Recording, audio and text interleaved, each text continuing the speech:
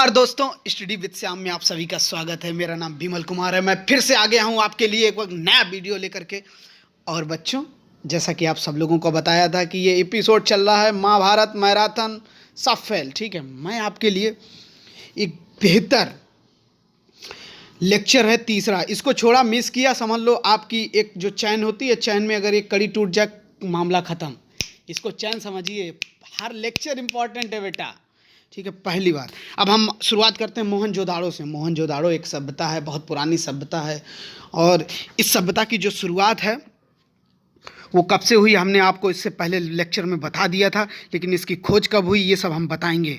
और इस सभ्यता की शुरुआत 4700 साल पहले, आप समझ सकते हो कि 2300 ईसा पूर्व की बात है। और पहला इसमें शाब्दिक अर्थ क्या है? मृतकों का टीला। इसे मृतकों का टीला कहा जाता है। इस तरह के, हाँ ठीक है, आप देखेंगे पिरामिड जैसे स्ट्रक्चर बनाते हैं मृतकों टीले। और मोहनजोदाड़ो की खोज बेटा, अगर ये गया मोस्ट इम्पॉर्टेंट क्वेश्चन, खोजकर्ता बहुत पूछा जाता है मोहनजोदाड़ो का।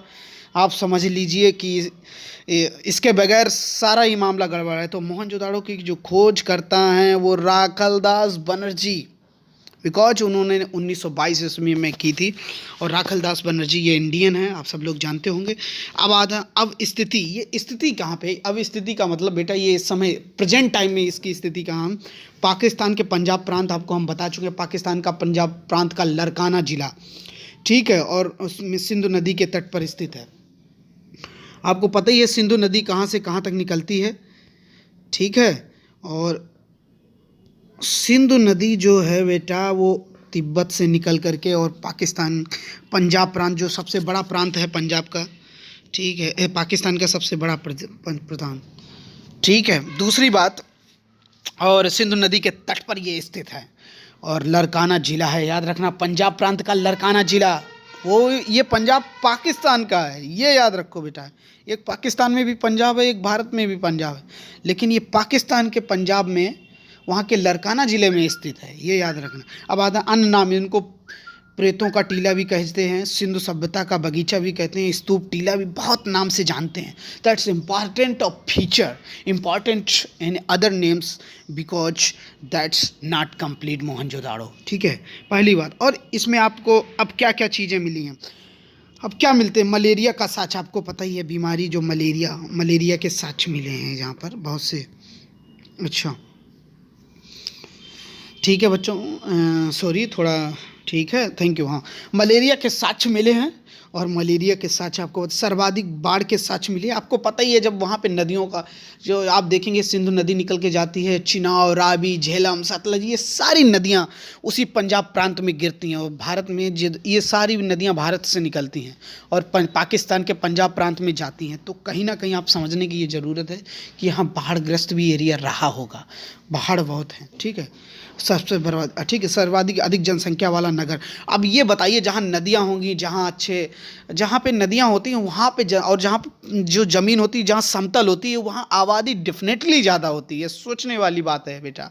आप देखिए प्लेन एरिया में, क्योंकि वहाँ आप समझ लीजिए कोई मतलब साइक्लोन वगैरह आ जाए या कोई भूकंप आ जाए, तो वहाँ आप प्लेन एरिया में खतरा बहुत कम होता है। आपने देखा होगा जब बाढ़ अभी आई थी उत्तराखंड में, वहाँ पे बहुत नुकसान हुआ। लेकिन यही बाढ़ जब उत्तर प्रदेश में आती है तो बहुत कम नुकसान होता है, क्योंकि उत्तर प्रदेश प्लेन एरिया में आता है। तो इस जगह पे आबादी भी, जो मोहनजोदाड़ो है वहाँ पे आबादी भी ठीक ठाक रहती थी। भूमध्य प्रगति के सर्वाधिक लोग। और अगर हम बात करें भूमध्य एरिया, जो भूमध्य जो कर्क रेखा होती है उससे जो गुजर, उसी एरिया में सबसे सर्वाधिक लोगों वाला ये एरिया था। सबसे ज़्यादा आबादी यहीं रहती थी मेरे बच्चे, ठीक है। और इस आबादी का जो एक आपको पता ही है, फिर जब सभ्यता होती है तो आबादी बढ़ती। विशाल स्नानगार की बेटा हम बात कर रहे थे, ठीक है। और जैसा कि आप सब जानते हैं विशाल स्नानगार जो बहुत बढ़िया सिस्टमेटिक, वहाँ पे नहाने धोने का और इस तरह साफ तालाब वगैरह, ये सब स्नानगार, बाकायदा सीढ़ियाँ, ठीक है, उस तरह का सभ्यता थी उस ज़माने में, ठीक है। अब हम अगली अगर हम बात करें तो वहाँ पे कांसे की तरकी की जो मूर्तियाँ थी वो किसकी थी? कांसे की जो होती हैं, ठीक है। और तांबा और टिन, इन धातुओं का भी इस्तेमाल हमने आपको पहले लेक्चर में बताया, जो बच्चे पहले देख चुके हैं वो उनको पता होगा। तो हाँ, इन धातुओं का इस्तेमाल करते थे। तो जो मूर्तियाँ मोस्टली बनती थी वो कांसे की बनती थी, तांबे के बर्तन वर्तन और टिन का भी इस्तेमाल किया जाता है। और आपको पता है किसकी पूजा होती थी, मैंने उसमें भी आपको बताया है बेटे। अगर आज तुम लोगों ने सही से ध्यान दिया होगा, कमेंट जरूर करिएगा और दबा के like share and subscribe channel बेटा, समझ रहे हो। हाँ, और उस पर हमने आपको पहले लेक्चर में बताया था कि एक देवी है, उनकी पूजा होती है। इसमें क्या, पशुपति महादेव की मोहर लगी होती है, इनका भी बहुत बड़ा योगदान है, इनकी भी पूजा होती है, पशुपति महादेव की मोहर, ठीक है।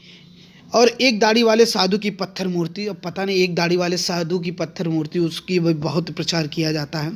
और दूसरी बात बेटा, कपड़े किसके मिलते थे, ये बहुत इंपॉर्टेंट है। और आज भी क्या उस तरह के कपड़े हमें मिलते हैं, सूती कपड़े के साथ, अर्थात कपास ज्ञात होता है। इसका मतलब अगर सूती पहनी जा रही है तो कहीं ना कहीं कपास की खेती उस टाइम भी हो रही होगी, ये याद रखने वाली बात है, ठीक है। तो जब कपास की खेती होती तो सूती कपड़े के साथ मिले। आज क्या है, आजकल के लोग वो प्लास्टिक के पहनने लगे हैं, ठीक है। तो इतना पुराना सभ्यता में इतनी अच्छी सिस्टमेटिक सब कुछ था। और हाँ, आपको पता है हड़प्पा और एवं मोहनजोदड़ो सिंधु घाटी सभ्यता की जुड़वा राजधानी है, याद रखना है इनको, जुड़वा राजधानी, क्योंकि आपको पता ही है सिंधु घाटी सभ्यता हम बता रहे हैं, तो उसमें हड़प्पा मोहनजोदड़ो दोनों ही सिमिलर मैच करती हैं। अब अगला है गढ़सीवाल, पाक के बाद दूसरा बड़ा स्थल गढ़रीवाल जो है पाकिस्तान में है, ठीक है। सबसे बड़ा सर्वाधिक बड़ा स्थल है जहाँ पे गढ़रीवाल लोग रहते हैं, ठीक है। और गले हुए तांबे का ढेर, अब इस समय वहाँ पे मूर्तियाँ, कलाकार, और आपको पता है जब सभ्यता होती उस ज़माने में भी आर्ट था। ऐसा नहीं है कि आर्ट अभी तैयार हुई, अभी गाना शुरू हुआ, नहीं, लोग गाना गाते थे, आर्ट थी, पेंटिंग करते थे, पत्थरों पे पेंटिंग करते थे छोटे छोटे औजारों से, समझ गए कि नहीं।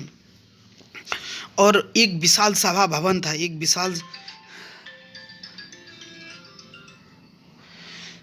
गले हुए तांबे का ढेर था, गले हुए तांबे का ढेर, एक विशाल सभा भवन, पुरोहित आवास, महाविद्यालय के प्रमाण, ठीक है, महाविद्यालय के प्रमाण, ठीक है, महा स्नानगार के प्रमाण, ठीक है। और इसके बाद, ठीक है, और भी चीज़ें मिलती हैं।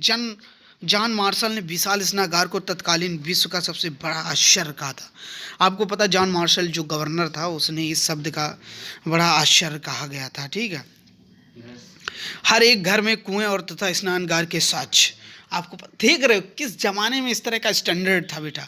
हर घर में एक कुआं था और स्नानगार के साक्ष्य हुआ करते थे, ठीक है। इसके बाद सड़कों को पक्का करने का एकमात्र साक्ष्य, सड़कों को पक्का करने का एकमात्र साक्ष्य, उस ज़माने में भी सड़कें बड़ा सीमेंटेड थी, आज तो कच्ची हैं, हमें सोच के भी शर्म आता है। तो ये बेटा मोहनजोदड़ो का लेक्चर ख़त्म हो रहा है, इसको हमने डिटेल से एक्सप्लेन किया है। और मोहनजोदड़ो का, सॉरी बेटा थोड़ा और बचा है, मोहनजोदड़ो की सबसे बड़ी इमारत संरचना स्नानगार हमने आपको बताई है कि स्नानगार वहाँ जो थे मार्शल, हाँ, और चिमकी के साथ भी मिले, चिमनी वगैरह, जिससे भोजन, क्योंकि भोजन बनता था उनसे, चिमनी से धुआं निकलने के लिए चिमनियाँ भी बनी थी, तो इस तरह का रहता था। सर्वाधिक मात्रा में मोहरें प्राप्त होती हैं, बिल्कुल सही, मोहरें वगैरह ये जो बनी, और यह वर्गाकार तथा सेल खड़ी में से बनी होती हैं। तो घर के वो मोहरें का मतलब है एक टाइप के घर, फिर दूसरे टाइप के घर, तीसरे टाइप के। 10 मीटर चौड़े राजपथ का साक्ष्य है, आपको पता ही है, बड़े बड़े बढ़िया रास्ते, जब बड़े रास्ते भी बनते थे, छोटे रास्ते भी बनते थे, ठीक है। अब बेटा ये इतना हो गया, अगला लेक्चर हम आपको लिए लोथल लेकर के आएंगे, जिसके बारे में हम डिटेल डिस्कशन करेंगे। और अभी हमने 3 मेरे एपिसोड हो चुके हैं, और तीनों अगर किसी ने नहीं देखे तो पहले ये देखें, इसके बाद हमारा अगला एपिसोड देखें, नहीं तो कुछ समझ नहीं पाएंगे, ठीक है। थैंक यू बेटा, थैंक यू।